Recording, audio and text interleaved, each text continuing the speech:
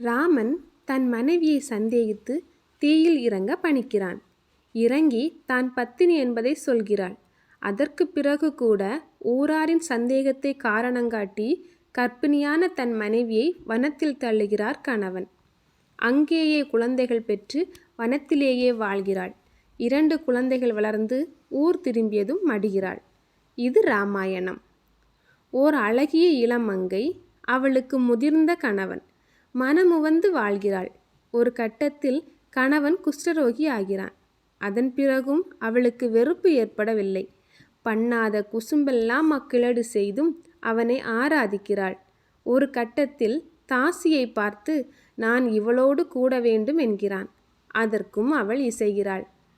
தாசிக்கு கூலியாக தாசியின் வீட்டை துப்புரவு செய்வது உள்ளிட்ட பணிகளை செய்கிறாள். தன் கணவனை தோளில் தூக்கிச் சென்று தாசியின் வீட்டுக்கு செல்கிறாள். இது நளாயினி கதை. இது அனைத்தும் வடமொழி இலக்கியங்கள். தன் கணவனை செய்யாத குற்றத்திற்காக கொலை செய்துவிட்டது அரசு. தன் கோபத்தீயால் ஒரு நகரத்தையே எரிக்கிறாள். தன் உள்ளத்து எரிச்சல் பற்றி எரிகிறது என கொக்கலிட்டு சிரிக்கிறாள். ஆவேசமாக எரித்தபடியே வேகமாக நடந்து சென்று சற்று நிதானித்து திரும்பி பார்க்கிறாள். அனைத்தும் எரிந்து விட்டதா அல்லது இன்னும் மிச்சம் இருக்கிறதா என்று.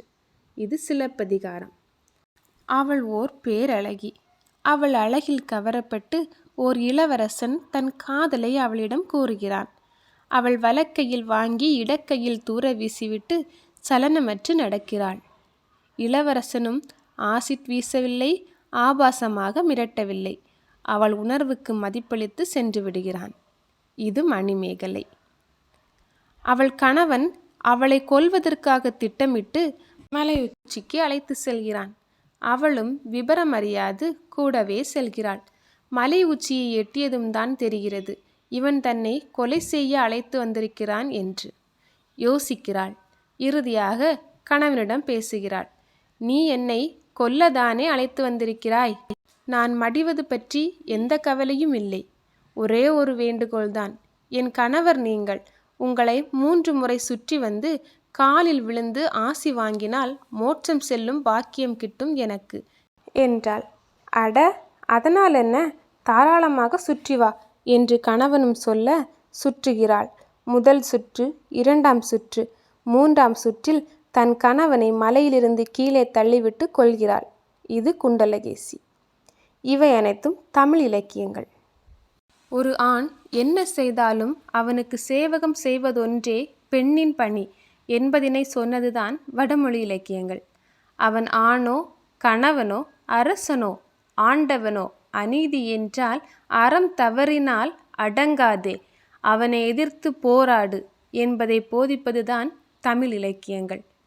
தமிழ்மொழி எப்போதுமே பெண்களை கொண்டாடுவது, வடமொழிகள் பெண்களை அடிமைத்தனமாக்குவது. உலகம் முழுவதுமே பெண்களை காலுக்கு கீழே வைத்திருந்த காலகட்டத்தில் பெண்களை மேன்மை மிகு பொக்கிஷமாக போற்றி புகழ்ந்தது தமிழ் சமூகம். சங்க காலத்திலேயே 47 பெண் எழுத்தாளர்களை கொண்டது உலகிலேயே தமிழ் சமூகம் மட்டும்தான். உலக மொழிகளின் தாய் என்று கூறிக்கொள்ளும் கிரேக்கத்தில் கூட 7 பெண்கள்தான் உண்டு. தேவ பாஷை என்று கூறிக்கொள்ளும் சமஸ்கிருதத்தில் ஒரு பெண் எழுத்தாளர் கூட கிடையாது.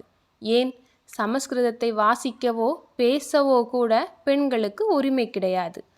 ஆனால் கீழடி போன்ற இடங்களில் இருந்து கிடைத்த தங்கத்திலும் பானை ஓடுகளிலும் பெண்களின் பெயரை பொறித்து புழங்கும் அளவிற்கு தமிழ் சமூகம் நாகரீகம் கொண்டது. ஆண்டாண்டு காலமாக பெண்களை போற்றி புகழ்ந்து கொண்டாடியது நம் தமிழ் சமூகம். தமிழ் சமுதாயம் இன்றும் நிலைத்து இருப்பதற்கு காரணம் பெண்களை கொண்டாடியதால்தான். பெண்கள் உலகத்தின் ஆணிவேர்கள். அவர்களை கொண்டாடுவோம். படித்ததும் பகிர்ந்தேன். வீடியோ பிடிச்சிருந்தா மறக்காமல் சேனலை சப்ஸ்கிரைப் பண்ணுங்கள். தேங்க்ஸ் ஃபார் வாட்சிங்.